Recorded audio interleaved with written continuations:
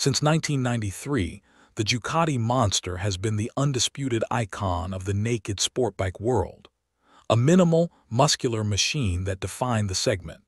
But in a world full of incredible street fighters, every new generation has to ask one very difficult question. Does it still have what it takes to dominate? Welcome back to the channel. Today, we have the all-new 5th generation 2026 Ducati Monster. It's been completely re-engineered from the ground up, and at its heart is the change everyone is talking about, a brand new V2 engine. The title says it all. Is this the ultimate naked bike? Let's find out.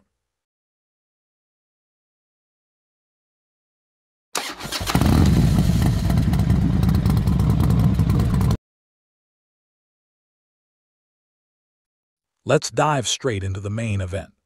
Ducati has swapped out the older Teste Stretta for the new 890cc V2 powerplant. And make no mistake, this isn't just a minor tweak, it's a fundamental shift in the Monster's character.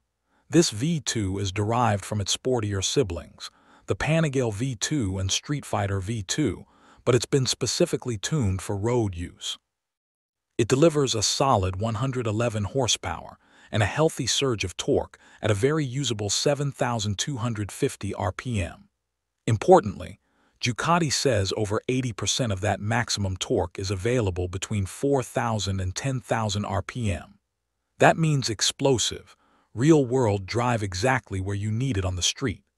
The V2 is also a marvel of engineering, being significantly lighter than the old motor. This weight saving contributes to the bike's impressive 386-pound wet weight without fuel, and is a key factor in the Monster's legendary agility.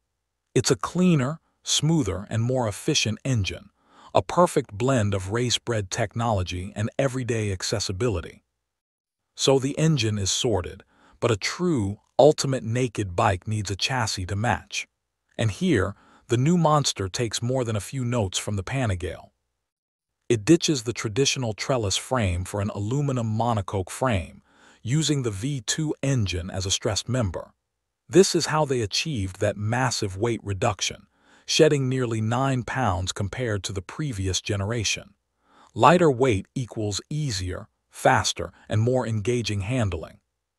Suspension duties are handled by a Showa 43 inverted fork up front and a preload adjustable monoshock at the rear.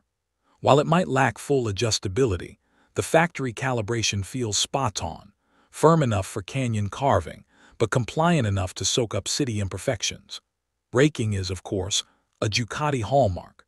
Brembo monoblock M432 calipers gripping huge 320 discs up front. The feel is impeccable, offering a softer initial bite for smooth urban riding, but with monumental stopping power when you need to drop anchor. Combine all of this with the new geometry and that feather-light curb weight, and you have a machine that flicks into corners with telepathic ease. In 2026, raw power isn't enough. You need the electronic safety net and customization that modern motorcycling demands. The new Monster delivers on this in spades, packing a suite of aids governed by a 6-axis EMU.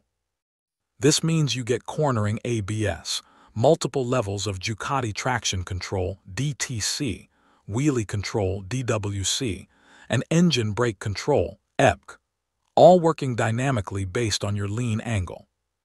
All of this technology is managed through a beautiful, new 5-inch TFT color display and a new pedal joystick control on the left switchgear.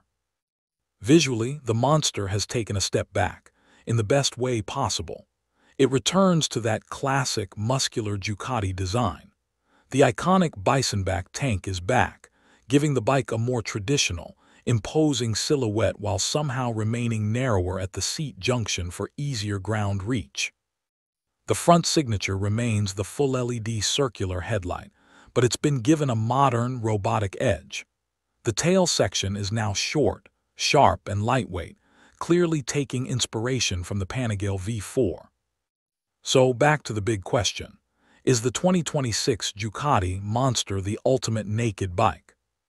Honestly, after spending time on it, The answer is closer to yes than any monster before it.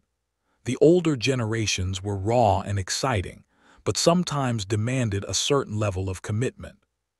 But what do you think? Are you happy with the new V2 engine, or do you miss the old Teste Stretta?